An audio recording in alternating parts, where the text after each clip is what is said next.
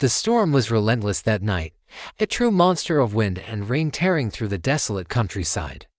I was out there in the thick of it, driving my beat-up car down slick, muddy roads. My name is Jonathan, I'm a historian, and I was on the hunt for a local legend, Hollow Manor. It was an abandoned estate, the kind of place that fuels ghost stories in sleepy little towns. The rumors were always the same: the house was cursed, and anyone who dared to spend more than a single night within its walls was never the same again. Of course, I was a skeptic, but the historian in me, the part that loves a good mystery, couldn't resist. After what felt like an eternity, I finally saw the massive, wrought iron gates, rusted and twisted like ancient bones. As my headlights hit them, they creaked open, seemingly on their own. It was a classic horror movie moment, but I pushed down the knees and drove through. The path to the manor was just as unsettling, a winding lane flanked by dead, skeletal trees that clawed at the stormy sky. A thick, cold fog began to roll in the moment I stepped out of my car, wrapping around me like an icy shroud. And there it was. Hollow Manor. It loomed against the dark sky, a hulking silhouette of decay.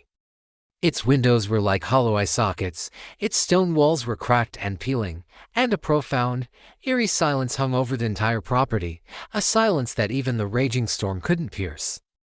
Taking a deep breath, I pushed open the heavy oak doors and stepped inside.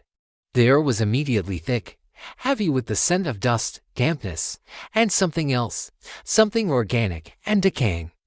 Every step I took caused the floorboards to groan in protest, their sounds echoing through the cavernous space.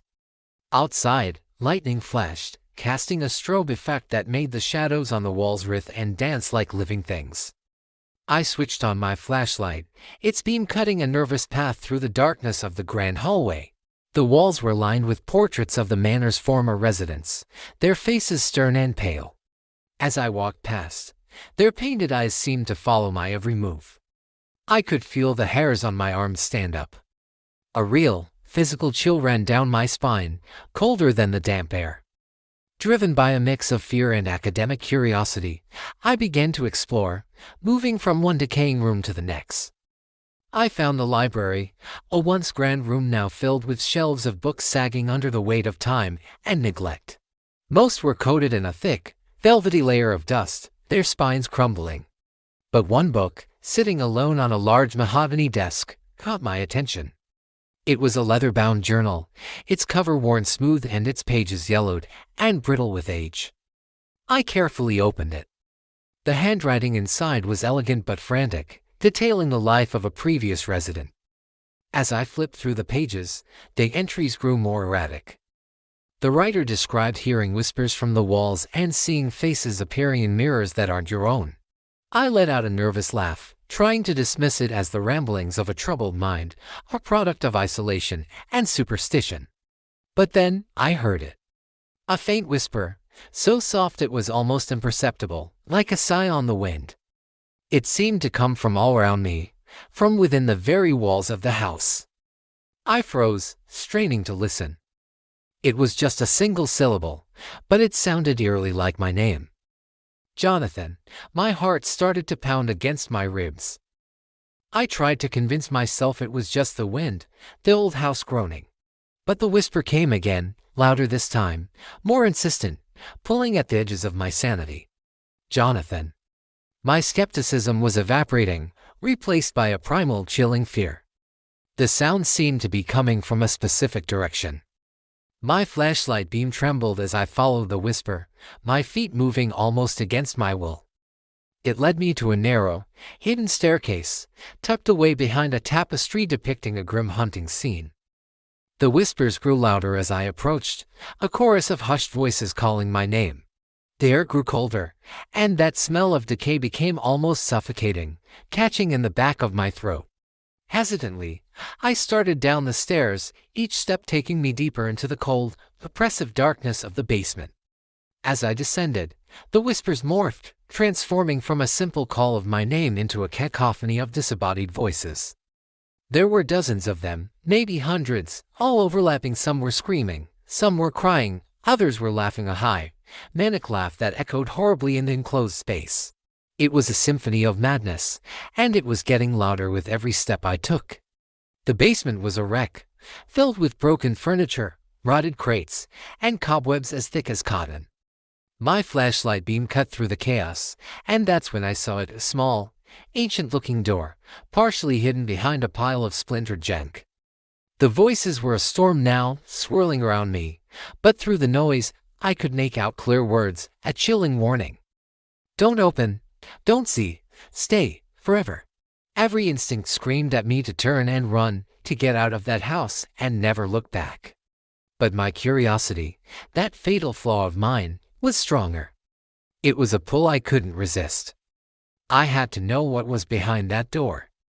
With a trembling hand, I reached out and pulled it open. The sight that met me stole the air from my lungs. It wasn't a room, it was a tunnel, stretching teary dark, endless abyss. But the walls of the tunnel were lined with mirrors. I held up my flashlight, expecting to see my own frightened face reflected back at me. But the reflections weren't mine. They were twisted, nightmarish versions of me. Their eyes were black, empty pits, and their mouths were stretched open in silent, eternal screams. My blood ran cold. I felt a wave of vertigo, as if I were staring into the very heart of insanity. And then, I felt it. A hand, impossibly cold, grabbed my shoulder. I spun around, my heart leaping into my throat, but there was no one there. I was completely alone. The voices exploded, no longer whispering but screaming directly into my ears. They were coming from the mirrors, from the walls, from the very shadows that clung to the corners of the basement. I tried to run, to scramble back up the stairs, but the floor beneath me seemed to dissolve, turning into a thick, black smoke that coiled around my ankles, pulling me down. I looked back at the tunnel, and the reflections, my horrifying doppelgangers, were reaching out from the mirrors, their long, distorted fingers clawing at my skin, trying to pull me in. In a final, desperate act of self-preservation, I swung my heavy flashlight with all my might, smashing it against the wall of the tunnel. The mirrors shattered in a cascade of glittering shards, and the voices joined together in a single, deafening shriek, a sound so horrifying, so unnatural, it felt like it was tearing my mind apart. I felt a sharp pain, and warm liquid ran from my ears. Ignoring the pain, I ran. I ran blindly, scrambling up the stairs, my feet slipping, my lungs burning. I didn't stop, I didn't look back. I burst out of the manor's front doors and back into the cleansing rain of the storm, gasping for air, for sanity. The next morning, the local villagers found my car abandoned at the gate. The doors were unlocked, and the headlights were still on, cutting feebly through the morning mist. But of me, Jonathan, there was no sign.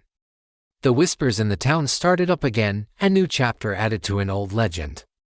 Hollow Manor, they said, had claimed another soul. Some locals still say that on stormy nights, if you listen closely, you can hear a man's screams carried on the wind, echoing through those dead, skeletal trees. And if you're brave enough, or foolish enough, to peer into the broken, black windows of the manor, you might just catch a glimpse of a new reflection among the others. A reflection with my face, trapped forever in the mirrors of Hollow Manor. Thank you so much for joining me on this terrifying journey. If you love spooky stories and want to explore more dark legends with me, make sure to hit that subscribe button and turn on notifications. You won't want to miss what we uncover next. Until then, stay safe and be careful what doors you open.